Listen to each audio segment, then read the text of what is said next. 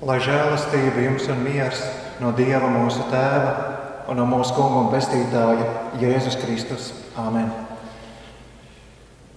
Šajā dienā mēs pārdomāsim Dieva vārdus no Lūkas evaņģēlija 19. nodaļas. Ienācis Jērikā, Jēzus devās cauri pilsētai, un redzi, tur bija kāds vīrs vārdā Zakhajs. Viņš bija virsmuitnieks un bagāts. Viņš pūlējās ieraudzīt Jēzu, kāds viņš ir, bet nevarēja ļaužu pūļa dēļ, jo augumā bija mazs. Paskrējis tālāk uz priekšu, tas uzkāpa sikomoras kokā, lai viņu ieraudzītu, jo viņam vajadzēja tur iet garām. Kad Jēzus nonāca tajā vietā, paskatījies uz augšu, viņš sacītam: Zakhaj, kāp steigšu zemē, jo man šodien jāpaliek tavā namā.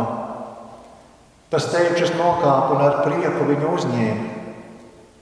To ieraudzījuši visi kornēji teikdami: pie grēcīga vīra viņš apmeties. Bet Zakhajs piecēlies sacīja kungam: redzi, kungs, pusi no savas mantas esmu gatavs atdot nabagiem, un ja esmu no kāda netaisnīga kaut ko izspiedis, to atdošu četrkārtīgi. Jēzus viņam sacīja: šodien šim namam pestīšana ir notikusi, jo arī šis ir Ābrahāma dēls, jo cilvēka dēls ir nācis, lai meklētu un glābtu pazudušo. Āmen. Mīļais Kungs un Dievs, mēs Tevi teicam un slavējam par šiem brīnišķīgajiem vārdiem, ka Tu esi Dievs, kas meklē cilvēku. Nāc un uzlūko arī mūsu sirdis un sniedz šajā brīdī mums katram to, ko Tu vēlies īpaši mums dāvāt. Svētī mūs patiesībā, jo Tavs vārds ir un paliek mūžīga patiesība un dzīvība. Āmen.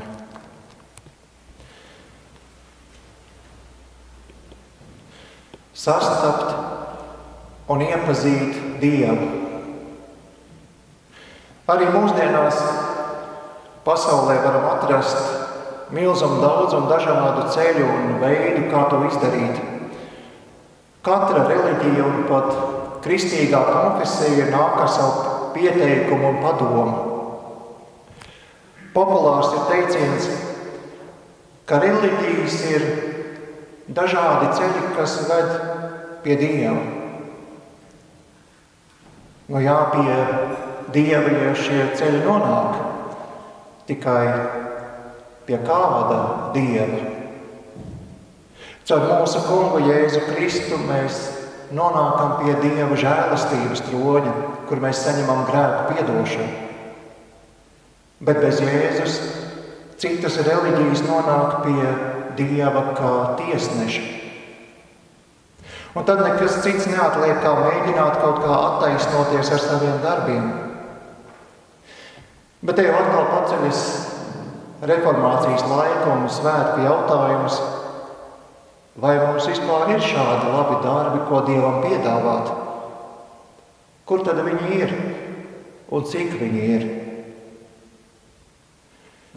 Tāpēc mēs paliekam pie tā, ka Dieva dēla Jēzus ienākšana pasaulē ir visskaidrākais pierādījums tam, ka mums nav labo darbu, ar kuriem mēs varētu sevi attaisnot, jo, ja tādi būtu, tad Jēzum nebūtu jānāk.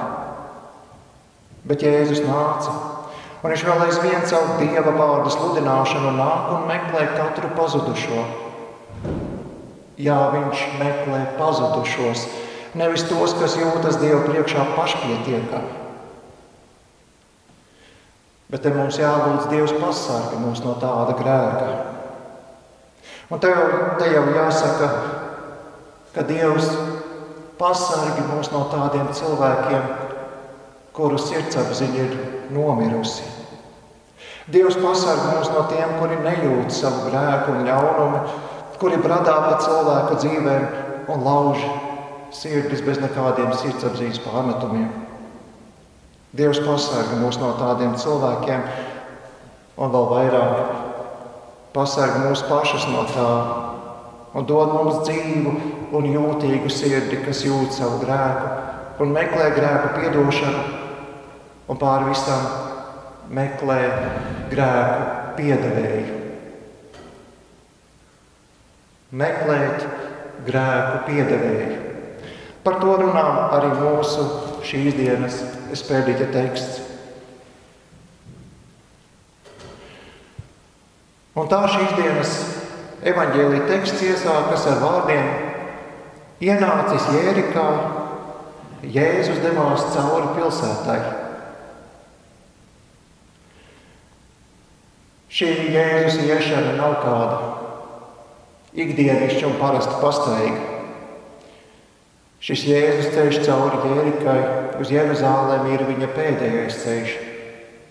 Jau pēc neilga laika viņš tiks nodots un ies savu ciešanu ceļu, bet no tā Jēzus neizvairās. Viņš tajā dodas un dodas cauri vienai no tā laika nozīmīgākajām pilsētām Jērikai. Un tad mēs lasām tālāk. Un redzi, tur bija kāds vīrs vārdā Zakhajs. Viņš bija virsmuitnieks un bagāts. Šeit tekstā tiek lietots vārdiņš redzi. Tas nozīmē, ka sacītājiem mums ir jāpievērš īpaša uzmanība un nozīme. Mums ir jāierauga, par ko tad tur ir runa. Un runā un tālākais notikums ir par kādu vīru vārdā Zakhajs. Iepriekšējā Bībeles tulkojumā mēs viņu pazīstam ar vārdu Zaķejs. Nu, lūk, šajā pilsētā dzīvo un strādā kāds vīrs vārdā Zakhajs. Viņš bija virsmuitnieks un bagāts.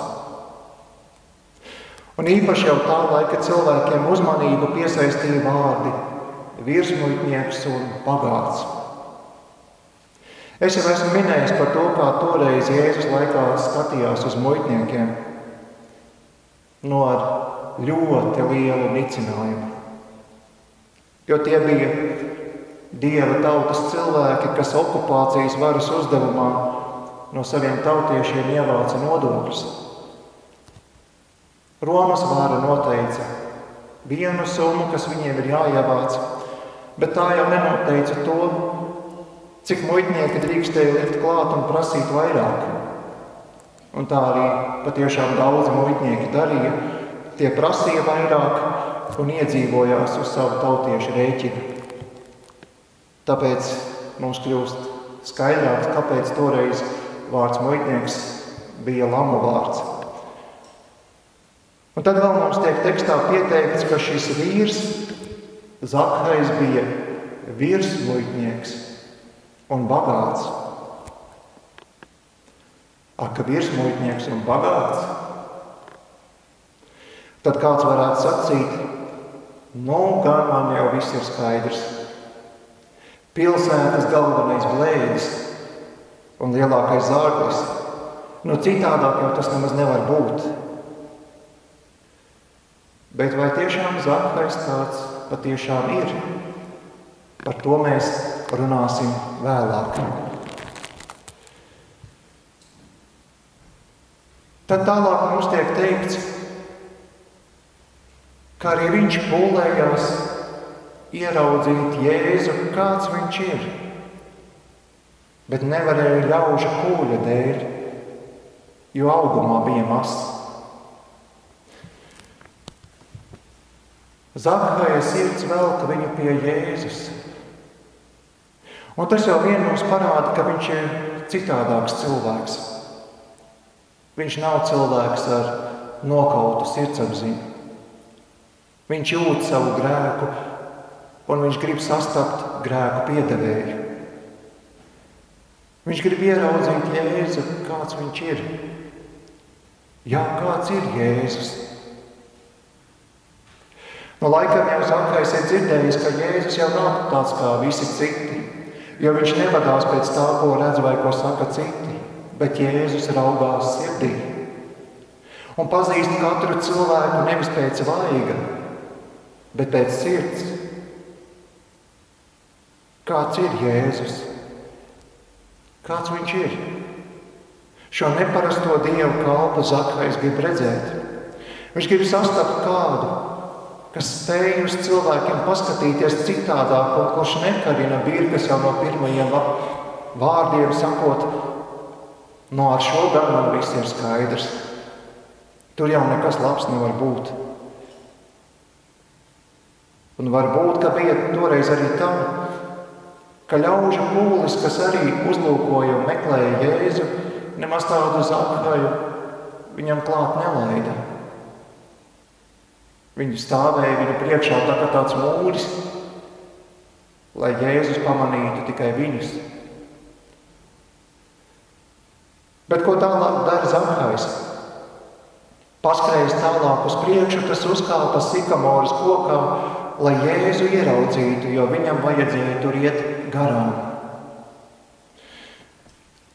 Zakhaja centība ieraudzīt Jēzu ir apsveicama, un tomēr tā ir šokējoša. Varbūt ne mums, bet tā laika cilvēkiem noteikti. Jo mēs lasām, ka Zakhajs skrēja un kāpa kokā. Tolaik cienījami vīri tā nedarīja, un tas bija apkaunojums. Bet šim Zakhajam jau nav ko zaudēt. Viņš jau tāpat dzīvo ar ļaužu pieliktu birku, ka viņš ir nelietis un nodevējs, liels grēcinieks. Tāpēc viņš šādām ārējām pieklājības normām nepievērš uzmanību un skrien kāpi kokā, lai tikai ieraudzītu Jēzu. Un tad jau arī īstais brīdis pienāk un atklājas kaut kas ļoti skaists. Kad Jēzus nonāca tajā vietā, paskatījies uz augšu, viņš sacīja tam: Zakhaj, kāp steigšu zemē, jo man šodien jāpaliek tavā namā.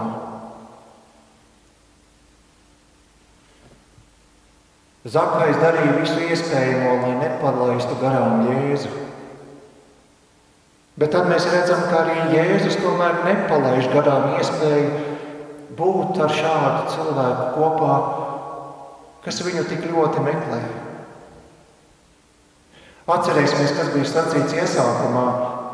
Jēzus devās cauri Jērikai. Tātad viņam nebija nekāda nodoma tur uzkavēties.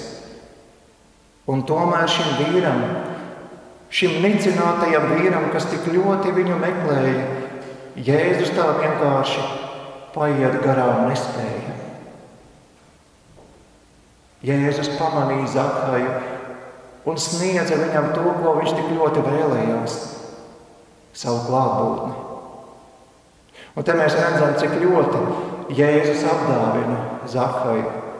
Šis nicinātais vīrs gribēja Jēzu tikai ieraudzīt, bet viņš saņēma vairāk. Jēzus devās taisnā ceļā uz viņa mājām.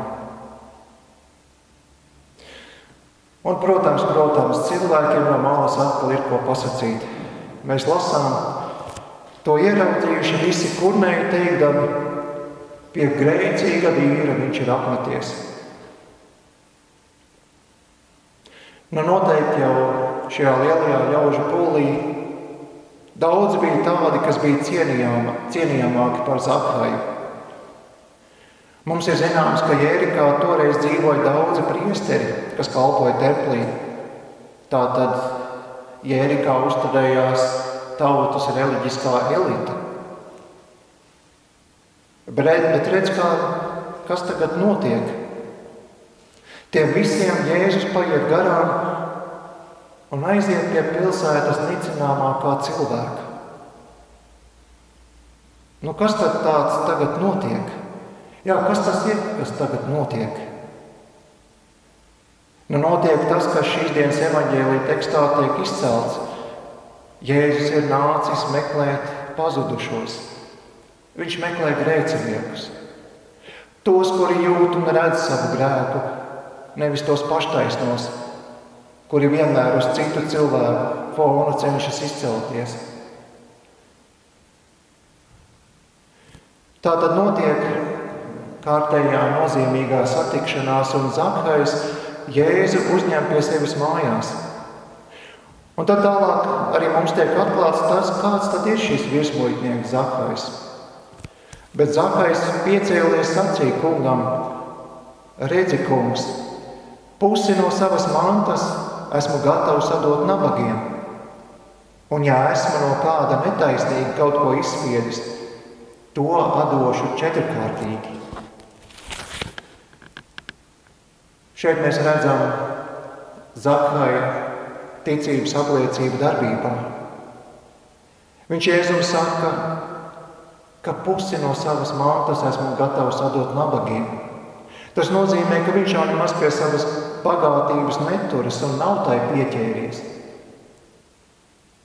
To jau citi par viņu saka, ka viņš ir blēdis, krāpnieks un mantas rausējs.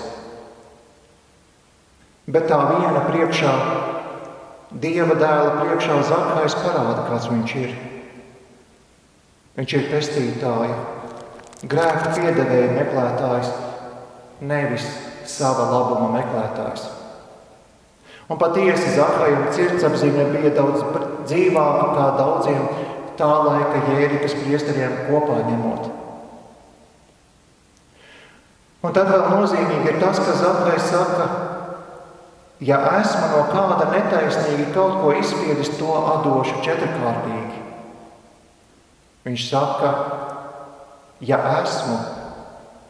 Viņš nesaka tā, kā esmu, bet gan, ja esmu. Ja viņš patiešām arī ir bijis negodīgs, tad lai kāds nāk un uzrāda, un viņam tiks atdots atpakaļ 4-kārtīgi.